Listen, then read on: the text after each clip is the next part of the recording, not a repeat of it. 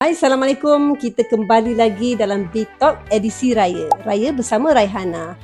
Kita ada tetamu yang sangat istimewa hari ini, Dr. Reza Rahman. Apa khabar, Doktor? Selamat Hari Raya. Selamat Hari Raya, Mak Zabatin. Dah 3 kali raya dah kan? Sekejap ni 3 kali? 3 kali raya kan?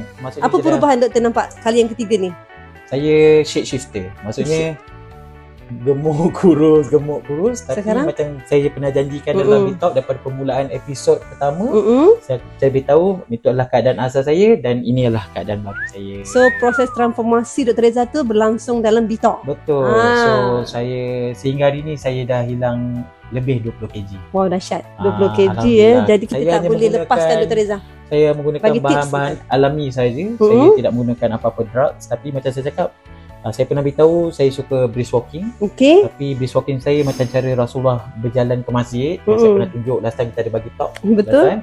Yang kedua, saya memang menggunakan produk-produk sunnah, terutamanya madu sidir. Saya campurkan dengan kopi. I think semua orang tahu di mana saya punya favourite adalah madu bersama dengan kopi.